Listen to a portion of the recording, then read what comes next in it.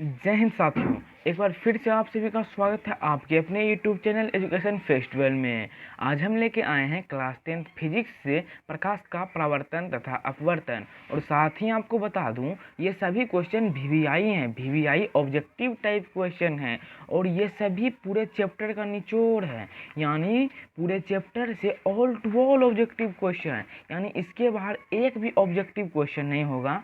यानी प्रकाश का परावर्तन तथा अपवर्तन में जितने भी ऑब्जेक्टिव क्वेश्चन थे वो सभी इस वीडियो में हैं, तो वीडियो में अंत तक बने रहिएगा।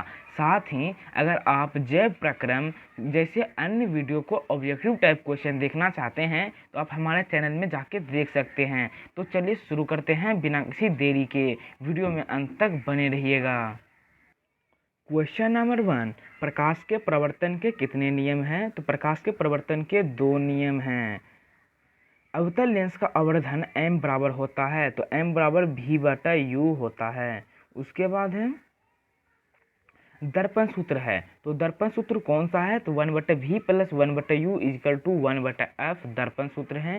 कौन सा लेंस हवा में अभिसारी लेंस भी कहलाता है? यानी निम्नलिखित में किस लेंस को अभिसारी लेंस कहते हैं? तो उत्तल लेंस को अभिसारी लेंस भी कहते हैं। किसी माध्यम के अपवर्तनांक म्यू का मान होता है, तो sin I/sin r। लेंस द्वारा उत्पन्न आवर्धन का SI मात्रक क्या है? तो मात्रक विहीन। लेंस में मुख्य फोकस की संख्या कितनी होती है? तो 2 होती है। प्रकाश के अपवर्तन के कितने नियम हैं? तो प्रकाश के अपवर्तन के 2 नियम हैं। दाढ़ी बनाने के में कौन सा दर्पण उपयुक्त है? तो अवतल दर्पण उपयुक्त है। प्रकाशिक माध्यम कितने प्रकार के होते हैं? तो प्रकाशिक माध्यम 3 प्रकार के होते हैं। समतल दर्पण की फोकस दूरी होती है, तो समतल दर्पण की फोकस दूरी होती है अनंत पर। वायु में प्रकाश की चाल निर्वात की अपेक्षा होती है समान। पौधे में श्वसन होता है, तो इनमें से सभी यानी जड़, पत्तियों और तना। निम्न में स्वपोषी कौन है? तो हरे पौधे स्वपोषी हैं। निम्न में कौन सा पदार्थ लेंस के लिए प्रयुक्त नहीं किया जाता है? तो पीतल प्रयुक्त नहीं किया जाता है। लेकिन दोस्तों यहाँ पर 2 क्वेश्चन जो है, पौधे में श्वसन होता है और निम्न में स्वपोषी कौन है, ये दोनों क्वेश्चन बायोलॉजी से आ गया है। इसके लिए मैं आपसे माफी चाहता हूँ। देखते हैं नेक्स्ट क्वेश्चन। एक गोलीय दर्पण की फोकस दूरी +20 है, तो यह गोलीय दर्पण कैसा है? तो उत्तल है। प्रकाश की चाल विभिन्न माध्यमों में भिन्न भिन्न होती है। तैलीय कागज होता है, पारभासक होता है। उत्तल दर्पण में बना काल्पनिक प्रतिबिंब होता है, सीधा एवं हास्यरहित।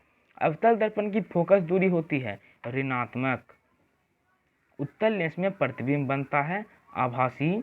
अवतल दर्पण के सामने वस्तु को कहाँ रखा जाए ताकि प्रतिबिंब उल्टा, वास्तविक और समान आकार बने? तो वक्रता केंद्र पर।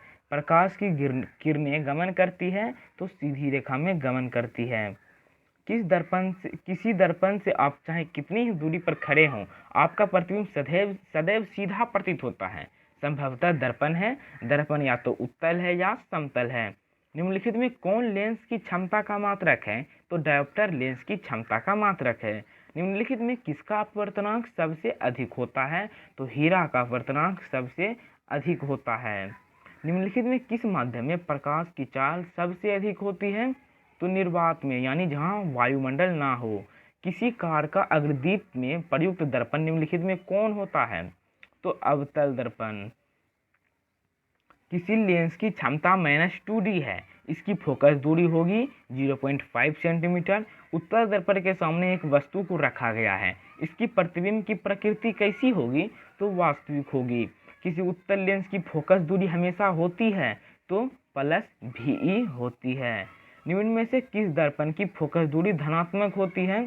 तो उत्तल दर्पण की होती है। निम्न में से किस लेंस की फोकस दूरी धनात्मक होती है? तो उत्तल लेंस की होती है। यानी दर्पण में फोकस दूरी धनात्मक उत्तल दर्पण का और लेंस में फोकस दूरी धनात्मक उत्तल लेंस का होता है। किस दर्पण का उपयोग सामान्यतः वाहनों का पश्च दृश्य दर्पणों के रूप में किया जाता है? तो उत्तल दर्पण का। नई कार्तीय चिन्ह परिपाटी के अनुसार दर्पण के सामने रखे गए बिंब की बिंब दूरी ली जाती है ऋणात्मक। निर्वात में प्रकाश की चाल होती है, तो निर्वात में प्रकाश की चाल 3 × 10⁸ मीटर प्रति सेकेंड होती है। एक उत्तल लेंस की क्षमता 1 डायोप्टर है, तो उस लेंस की फोकस दूरी होगी प्लस 100 सेंटीमीटर। पानी में डूबे एक उत्तल लेंस की फोकस दूरी हवा में इसकी फोकस दूरी की अपेक्षा कम होती है। निम्नलिखित में कौन उत्तल दर्पण की फोकस दूरी है जिसकी वक्रता त्रिज्या 32 सेंटीमीटर है, तो प्लस 16 सेंटीमीटर। कौन सा लेंस अपसारी लेंस भी कहलाता है, तो अवतल लेंस अपसारी लेंस भी कहलाता है। दंत विशेषज्ञ किस दर्पण का उपयोग मरीजों के दांतों का बड़ा प्रतिबिंब देखने के लिए करते हैं, तो अवतल दर्पण का उपयोग करते हैं। गोलीय दर्पण के प्रवर्तक पृष्ठ की वृत्ताकार सीमा रेखा का व्यास कहलाता है। गोलीय दर्पण का द्वारक, यदि किसी बिंब का प्रतिबिंब का आवर्धन ऋणात्मक है तो उस प्रतिबिंब की प्रकृति क्या होगी, तो वास्तविक और उल्टा होगी। किसी शब्दकोश के छोटे अक्षरों को पढ़ने के लिए आप निम्नलिखित में कौन सा लेंस पसंद करेंगे, 5 सेंटीमीटर फोकस दूरी का एक उत्तल लेंस पसंद करेंगे। एक प्रयोग में अवतल दर्पण द्वारा किसी बिंब का प्रतिबिंब एक पर्दे पर प्राप्त किया गया। दर्पण की फोकस दूरी को निर्धारित करने के लिए प्रयोगकर्ता को मापने की जरूरत है, तो दर्पण तथा बिंब के बीच की दूरी। अवतल दर्पण की फोकस दूरी उसकी वक्रता त्रिज्या की होती है, आधी। लेंस की क्षमता का एसआई मात्रक है, तो लेंस की क्षमता का एसआई मात्रक मीटर इनवर्स है। प्रतिबिंब का आकार हमेशा वस्तु के बराबर होता है, तो दर्पण होगा समतल। सर्चलाइट का प्रवर्तक सतह होता है अवतल। परावर्तन के नियम को निर्धारित करता है आपतन कोण बराबर परावर्तन कोण। समतल दर्पण द्वारा बना प्रतिबिंब होता है तो काल्पनिक। किस लेंस के द्वारा सिर्फ काल्पनिक प्रतिबिंब बनता है, तो उत्तल लेंस के द्वारा। गोलीय दर्पण में फोकसांतर एवं वक्रता त्रिज्या के बीच संबंध है, या फिर गोलीय दर्पण का फोकसांतर उसके वक्रता त्रिज्या का कितना गुना होता है, तो F बराबर R/2। किसी बिंब का वास्तविक तथा समान साइज का प्रतिबिंब प्राप्त करने के लिए बिंब को उत्तल लेंस के सामने कहाँ रखें, तो बिंब को उत्तल लेंस के सामने फोकस दूरी की दोगुनी दूरी पर रखें। एक अवतल दर्पण की फोकस दूरी 10 सेंटीमीटर है, तो उसकी वक्रता त्रिज्या क्या होगी, तो उसकी वक्रता त्रिज्या 5 सेंटीमीटर होगी। काल्पनिक प्रतिबिंब होता है सीधा। सरल सूक्ष्मदर्शी में किसका उपयोग होता है, उत्तल लेंस का। किस बिंब का अवतल दर्पण द्वारा बना प्रतिबिंब आभासी, सीधा तथा बिंब से बड़ा पाया गया। वस्तु की स्थिति कहाँ होनी चाहिए, तो वस्तु की स्थिति दर्पण के ध्रुव तथा मुख्य फोकस के बीच होनी चाहिए। एक उत्तल लेंस होता है, तो एक उत्तल लेंस किनारों की अपेक्षा बीच में मोटा होता है। 1 मीटर फोकस दूरी वाले उत्तल लेंस की क्षमता होगी 1 डायोप्टर। निर्गत किरण एवं अभिलंब के बीच के कोण को कहते हैं, क्या कहते हैं, परावर्तन कोण। निम्न में से कौन सा पदार्थ लेंस बनाने के लिए प्रयुक्त नहीं किया जा सकता, तो मिट्टी। किस दर्पण से वस्तु का बड़ा प्रतिबिंब बनता है, तो अवतल। 2 डायोप्टर क्षमता वाले लेंस की फोकसांतर होता है, तो 30 सेंटीमीटर। किसी गोलीय दर्पण की वक्रता त्रिज्या 50 सेंटीमीटर है, तो उसकी फोकस दूरी होगी, तो उसकी फोकस दूरी 25 सेंटीमीटर होगी। अवतल दर्पण से परावर्तन के बाद किरण किस बिंदु से गुजरेगी, तो फोकस से होकर गुजरेगी। अगर किसी अवतल दर्पण की फोकस दूरी f तथा वक्रता त्रिज्या r हो तो f बराबर R/2 होता है।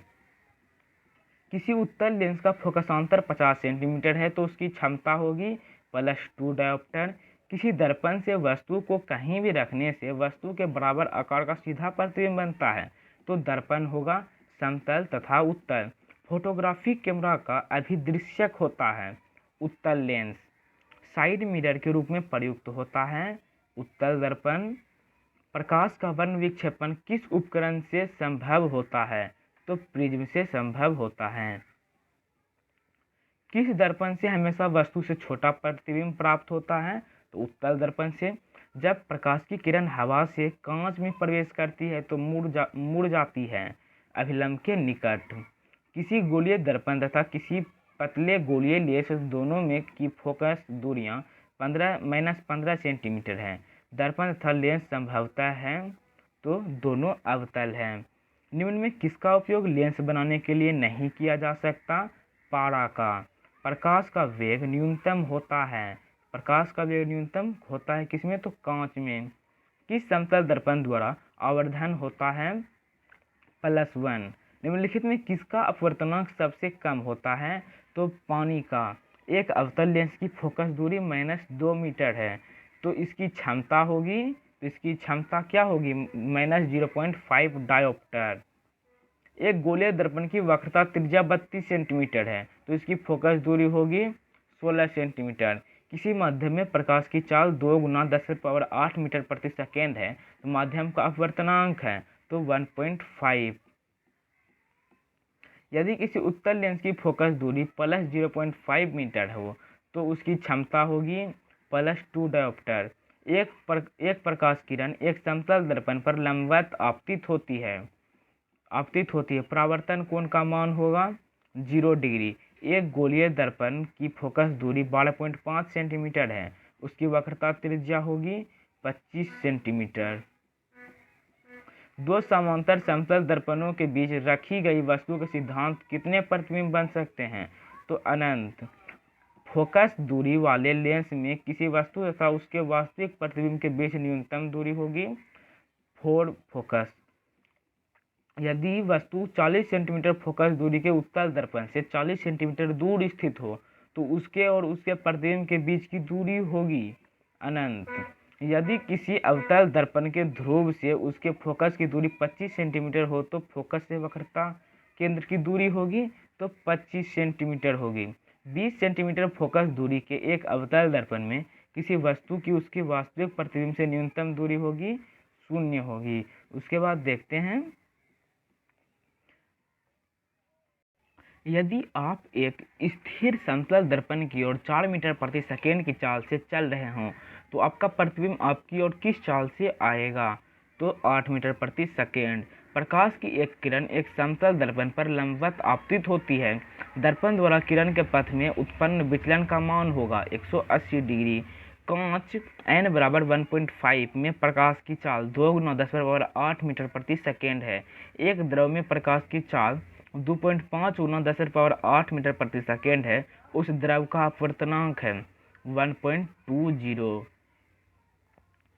एक उत्तल लेंस से 40 सेंटीमीटर की दूरी पर एक वस्तु रखी गई है। लेंस से उतनी ही दूरी पर वास्तविक प्रतिबिंब बनता है। लेंस की फोकस दूरी है 20 सेंटीमीटर। यदि आपतन कोण 60 डिग्री और अपवर्तन कोण 45 डिग्री हो, तो अपवर्तनांक होगा √3/2। यदि प्रकाश की चाल निर्वात में c हो, तो कांच n बराबर 1.5 में प्रकाश की चाल होगी 2c/3। यदि जल एवं कांच के निर्वात के सापेक्ष अपवर्तनांक क्रमशः 4/3 तथा 3/2 हो, तो कांच का जल के सापेक्ष अपवर्तनांक 9/8 होगा।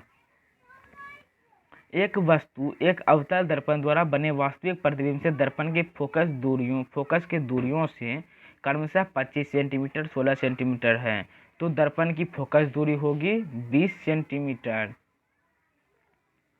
एक गोलीय दर्पण से 5 सेंटीमीटर की दूरी पर रखी गई वस्तु का प्रतिबिंब दर्पण से 35 सेंटीमीटर की दूरी पर उसी ओर बनता है जिस ओर वस्तु है, तो आवर्धन है -60। यदि प्रकाश की किरण विरल माध्यम से सघन माध्यम में जाती है, तो स्नेल का नियम आपतन कोण के निम्नलिखित में किस मान के लिए लागू नहीं होता? तो 0 डिग्री के लिए लागू नहीं होता है। एक पदार्थ पर प्रकाश की किरण 60 डिग्री के कोण पर आपतित होती है। यदि परावर्तित एवं अपवर्तित किरणें परस्पर लंबवत हो, तो पदार्थ का अपवर्तनांक होगा √3। प्रकाश का एक माध्यम से जिसका अपवर्तनांक n है, दूसरे माध्यम में जिसका अपवर्तनांक n2 है, यदि आपतन कोण I तथा अपवर्तन कोण R हो, तो sin I/sin R बराबर होता है n2/n1 के। अवतल दर्पण के वक्रता त्रिज्या उसकी फोकस दूरी की दुगनी होती है। निम्न में कौन किसी वस्तु का वास्तविक प्रतिबिंब बना सकता है? तो उत्तल लेंस वास्तविक प्रतिबिंब बना सकता है। किसी वस्तु का आवर्धित प्रतिबिंब निम्न में किस दर्पण से बनता है? तो अवतल दर्पण से। वायु का निरपेक्ष अपवर्तनांक वास्तव में होता है 1 से अधिक। निम्नलिखित में किसका अपवर्तनांक सबसे अधिक होता है? तो हीरा का अपवर्तनांक सबसे अधिक होता है। अवतल दर्पण द्वारा किसी वस्तु का बन सकता है केवल आभासी प्रतिबिंब, केवल वास्तविक प्रतिबिंब दोनों, यानी केवल आभासी और वास्तविक प्रतिबिंब बन सकता है। मोटर गाड़ी के चालक के सामने लगा रहता है उत्तल दर्पण। हीरे का अपवर्तनांक 2.4 है। हीरे में प्रकाश की चाल होगी तो 1.2 गुना 10⁸ मीटर प्रति सेकेंड। निर्देशांक चिन्ह परिपाटी में सभी दूरियां मापी जाती हैं। ध्रुव से उत्तल दर्पण द्वारा बना प्रतिबिंब होता है हमेशा सीधा होता है। किसी समतल दर्पण की फोकस दूरी का मान होता है अनंत। गोलीय दर्पण के ध्रुव से वक्रता केंद्र की दूरी को कहते हैं वक्रता त्रिज्या। एक अवतल लेंस की फोकस दूरी 20 सेंटीमीटर है। इसकी क्षमता होगी -5 डायोप्टर। वस्तु से छोटा और आभासी प्रतिबिंब इनमें किस दर्पण से प्राप्त होता है? तो उत्तल दर्पण से प्राप्त होता है। वस्तु से बड़ा आभासी प्रतिबिंब किस दर्पण से प्राप्त होता है? अवतल दर्पण से। लेंस की फोकस दूरी f एवं क्षमता p हो तो p गुना f बराबर 1 होता है। एक अवतल लेंस की फोकस दूरी 50 सेंटीमीटर है। एक अवतल लेंस की फोकस दूरी 50 सेंटीमीटर है। इसकी क्षमता होगी -2 डायोप्टर। ऐसे पदार्थ जिनमें होकर आपतित प्रकाश का एक छोटा सा भाग ही पार कर पाता है कहे जाते हैं पारभासी पदार्थ। निम्नलिखित में किस दर्पण द्वारा किसी वस्तु का आभासी प्रतिबिंब मिल सकता है? तो इनमें तीनों दर्पणों द्वारा। लोहे के गोले को फ्लिंट कांच के प्लेट पर रखकर कार्बन डाइसल्फाइड में डुबाने पर लोहे का गोला तैरता प्रतीत होता है। कहाँ पर स्थित होने से वस्तु का वास्तविक प्रतिबिंब अवतल दर्पण के वक्रता केंद्र पर बनता है? तो वक्रता केंद्र पर। एक अवतल दर्पण से वस्तु बिंब की स्थिति ध्रुव और फोकस के बीच हो तो प्राप्त प्रतिबिंब होगा आभासी और बड़ा होगा। निम्नलिखित में किस दर्पण द्वारा किसी वस्तु का वास्तविक प्रतिबिंब प्राप्त किया जा सकता है? तो अवतल दर्पण द्वारा। यदि किसी दर्पण द्वारा बने प्रतिबिंब का आकार हमेशा वस्तु के आकार के बराबर हो तो दर्पण होगा समतल। एक गोलीय दर्पण द्वारा बने प्रतिबिंब का आवर्धन m ऋणात्मक है। इसका अर्थ यह है कि प्रतिबिंब उल्टा है। उत्तल लेंस में जब वस्तु एवं लेंस के बीच रखी जाती है, उत्तल लेंस में जब वस्तु फोकस एवं लेंस के बीच रखी जाती है तब उसका प्रतिबिंब बनता है काल्पनिक और सीधा। एक दर्पण से किसी भी दूरी पर रखी एक वस्तु का सीधा प्रतिबिंब ही प्राप्त होता है तो दर्पण हो सकता है समतल अथवा उत्तल। +2.0 डायोप्टर तथा +0.25 डायोप्टर क्षमता वाले दो लेंसों का संयोजन कितने क्षमता वाले एकल लेंस के तुल्य होगा? तो +2.25 डायोप्टर। किसी बिंदु वस्तु से निकलकर किरणें किसी लेंस में अपवर्तित होकर जिस बिंदु पर मिलती है उसे कहते हैं प्रतिबिंब दूरी। अवतल दर्पण से बनने वाला वास्तविक प्रतिबिंब तब बड़े आकार का होता है जब वस्तु दर्पण के वक्रता केंद्र और फोकस के बीच होती है।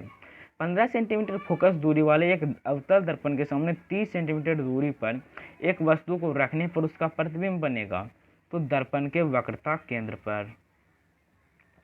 अवतल दर्पण में आभासी और बड़ा प्रतिबिंब बनाने के लिए वस्तु को कहाँ रखना चाहिए?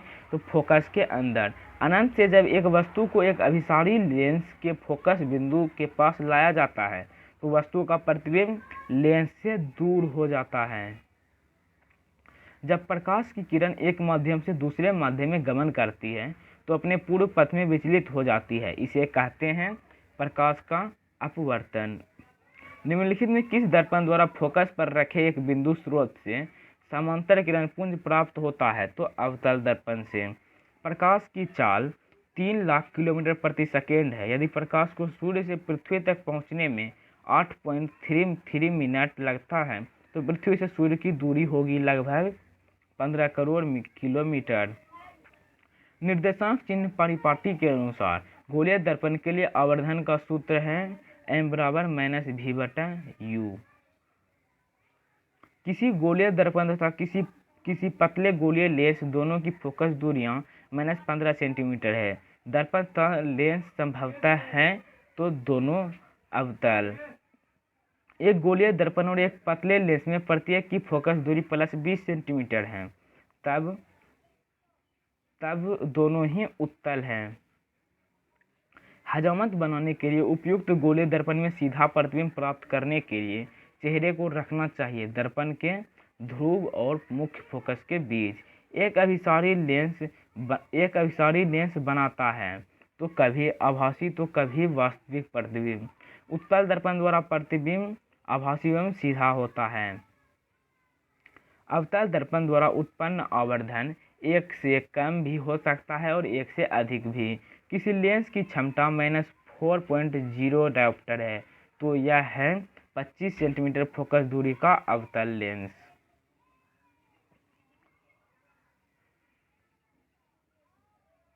एक लेंस की क्षमता +5 डायोप्टर है, यह होगा 20 मीटर फोकस दूरी का उत्तल लेंस। निम्नलिखित में कौन सा कथन सत्य है? कांच की अपेक्षा पानी प्रकाशतः विरल माध्यम में है। निम्नलिखित में कौन सा कथन गलत है?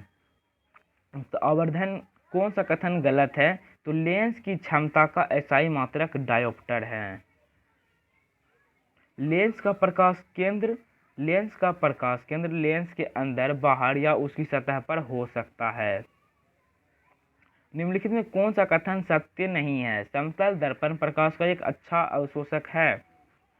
किसी माध्यम का निरपेक्ष अपवर्तनांक होता है। किसी माध्यम का निरपेक्ष अपवर्तनांक कितना होता है? तो निर्वात में प्रकाश की चाल या माध्यम में प्रकाश की चाल। संबंध F = R/2 सत्य है, अवतल दर्पण के लिए भी और उत्तल दर्पण के लिए भी। आपतन का कोण वह कोण है जो आपतित किरण दर्पण की सतह पर आपतन बिंदु से खींचे गए अभिलंब से बनाती है। आपतन कोण होता है तो आपतित किरण और दर्पण की सतह पर खींचे गए अभिलंब के बीच का कोण। प्रवर्तन का कोण वह कोण है जो प्रवर्तित किरण दर्पण की सतह पर आपतन बिंदु से खींचे गए अभिलंब से बनाती है। एक वस्तु 15 सेंटीमीटर फोकस दूरी वाले अवतल दर्पण के सामने 10 सेंटीमीटर की दूरी पर रखी है तो वस्तु का प्रतिबिंब बनेगा आभासी, बड़ा और सीधा। किसी वस्तु का वास्तविक तथा समान आकार का प्रतिबिंब प्राप्त करने के लिए वस्तु को उत्तल लेंस के सामने कहाँ रखा जाए? तो फोकस दूरी की दोगुनी दूरी पर। जब प्रकाश एक माध्यम से दूसरे माध्यम में जाता है तो प्रकाश का अपवर्तन होता है प्रकाश की चाल में परिवर्तन होने के कारण। यदि लेंस का आधा भाग काले कपड़े में लपेट दिया जाए तो लेंस द्वारा बने बिंब का क्या प्रभाव होगा? प्रतिबिंब की तीव्रता कम हो जाएगी। सघन माध्यम से विरल माध्यम में जाने पर आपतन कोण तथा अपवर्तन कोण में क्या संबंध होता है? अपवर्तन कोण बड़ा होता है।